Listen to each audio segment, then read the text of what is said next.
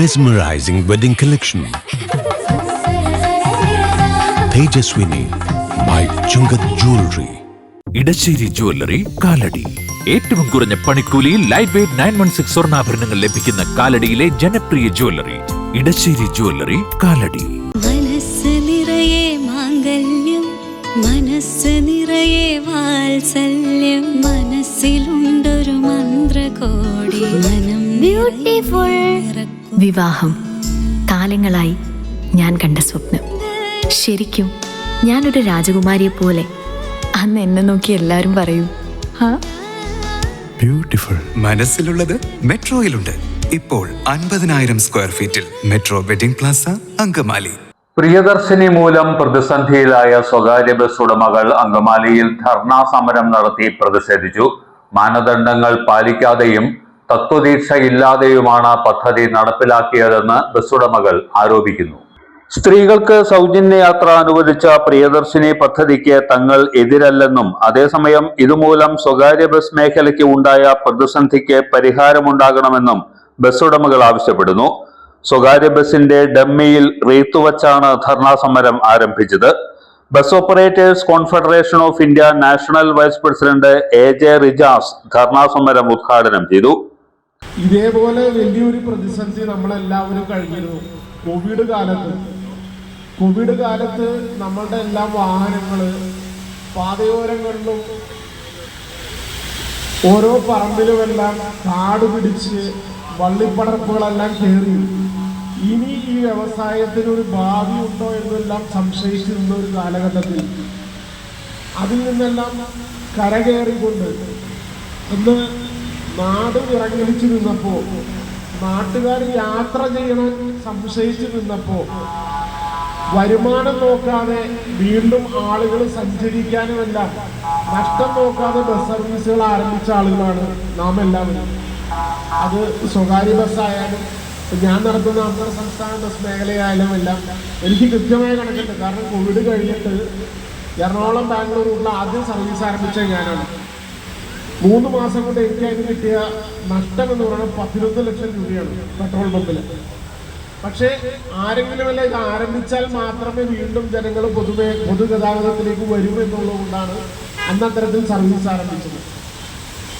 ഇന്നിവിടെ ഈ ഒരു ധർണയ്ക്ക് ആസ്പദമായ സംഭവം നമുക്കെല്ലാം അറിയാം. കഴിഞ്ഞ തിരഞ്ഞെടുപ്പിൽ, വാശിയേറിയ തിരഞ്ഞെടുപ്പിൽ ജയിക്കാൻ വേണ്ടി എന്തും ചെയ്യാൻ രാഷ്ട്രീയ കക്ഷികൾ ഒരുക്കമായിരുന്നു. പ്രഖ്യാപനങ്ങളും ആ പ്രഖ്യാപനങ്ങൾ നടപ്പിലാക്കുമ്പോൾ വരുന്ന പ്രത്യാഘാതങ്ങളൊന്നും പഠിക്കാതെ തന്നെ ഏതെല്ലാം നാട്ടിൽ എന്തൊക്കെ നടപ്പാക്കി ആർക്കെല്ലാം ജയിക്കാൻ കഴിഞ്ഞിട്ടുണ്ടല്ലോ അതെല്ലാം അതേപോലെ തന്നെ ഇവിടെയും പ്രഖ്യാപിക്കുന്നൊരവസ്ഥയാണ് ഉണ്ടായത്. നമുക്കറിയാം, ഈ സൗജന്യ സ്കീം ആരംഭിക്കുന്നത് ആദ്യമായിട്ട് ഡൽഹിയിലെ 2019-ലാണ്. അവിടെ വനിതകൾക്ക് സൗജന്യം ആരംഭിച്ചപ്പോൾ സെപ്പറേറ്റ് പിങ്ക് ബസ്സുകളാണ് ആരംഭിച്ചത്. അതും ഒരു നിശ്ചിത സമയത്തിൽ രാവിലെയും വൈകിട്ടും എല്ലാം വരുന്നതിൻ്റെ സർവീസ്. അതിനുശേഷം 2021 പഞ്ചാബിൽ ആരംഭിച്ചു. അവിടെയും ഇത്തരത്തിൽ ഭാഗികമായി അതിന് കാർഡ് ഇഷ്യൂ ചെയ്തുകൊണ്ടാണ് ചെയ്തത്. എന്നാൽ 2023 വാശിയേറിയ തെരഞ്ഞെടുപ്പിൽ തെലങ്കാന സംസ്ഥാനത്തിന്റെ ഭരണം പിടിക്കാൻ കോൺഗ്രസിന്റെ അന്നത്തെ നേതാവ് രേവന്ത് റെഡ്ഡിയുടെ ബുദ്ധിയിൽ ഉദിച്ചതാണ് സ്റ്റേജ് ഗാരേജ് ബസ്സുകളിലെ മുഴുവൻ സ്ത്രീ യാത്രക്കാർക്കും സൗജന്യം ഒരുക്കുക എന്നത്. തെലങ്കാനയിൽ അത് വൻ വിജയമായിരുന്നു. ആ തെരഞ്ഞെടുപ്പിൽ വൻ ഭൂരിപക്ഷത്തോടുകൂടി രേവന്ത് റെഡ്ഡിയുടെ നേതൃത്വത്തിൽ കോൺഗ്രസ് അധികാരത്തിലേറി. അവിടെ വളരെ ഫലവത്തായി തന്നെ ആ സ്കീം നടപ്പാക്കാൻ കഴിഞ്ഞു. അത് എന്തുകൊണ്ട് നടപ്പാക്കാൻ കഴിഞ്ഞു എന്ന് ഇവിടെ ഉള്ളവർ പഠിച്ചില്ല.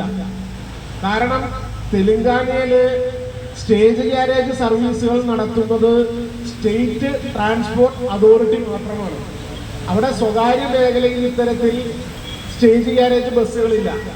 എന്നാൽ കേരളത്തിലെ അവസ്ഥ നമുക്കറിയാം. കേരളത്തിൽ നിലവിൽ 8000-ഓളം വരുന്ന സ്വകാര്യ ബസ്സുകളാണ് ഇത്തരത്തിൽ പൊതുഗതാഗത മേഖലയിൽ പ്രവർത്തിക്കുന്നത്. Bus operators association Angamaly unit president APGB അധ്യക്ഷനായിരുന്നു. Unit secretary BO Davis, Angamaly നഗരസഭാ പ്രതിപക്ഷ നേതാവ് TY എലിയാസ്, കാഞ്ഞൂർ സർവീസ് സഹകരണ bank president Ancy Jijo, KM Siraj, CB Navas, G Ramappadiyar, PT Davis, Elias Piravom എന്നിവർ പ്രസംഗിച്ചു.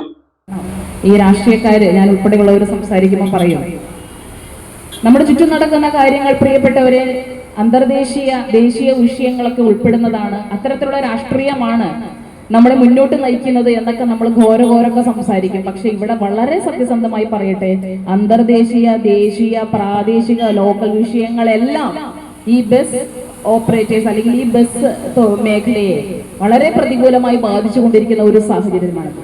ഇതിൽ ഏറ്റവും അന്തർദേശീയ തലത്തിലേക്ക് പോയി കഴിഞ്ഞാൽ നമുക്കറിയാം, യുദ്ധം അവിടെ നടക്കുന്നുണ്ട്.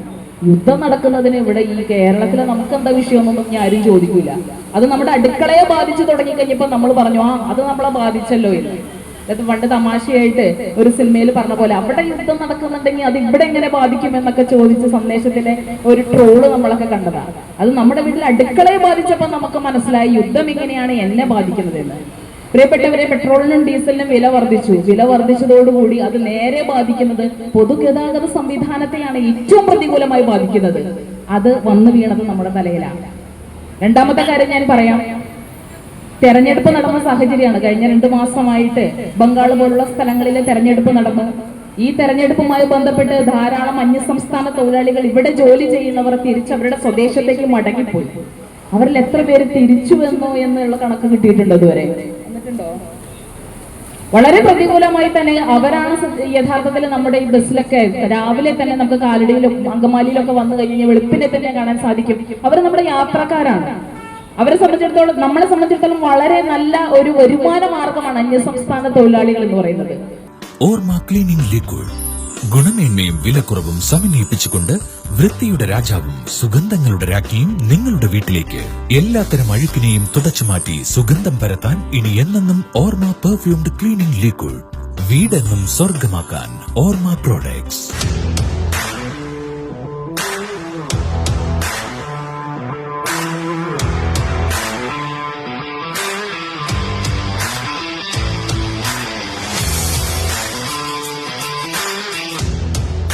ഗുണനിലവാരമുള്ള പാദരക്ഷകളുടെയും ബാഗുകളുടെയും വിപുലമായ ശേഖരവുമായി എന്നും നിങ്ങളോടൊപ്പം Shoecraft footwears and bags, old market road, Angamaly.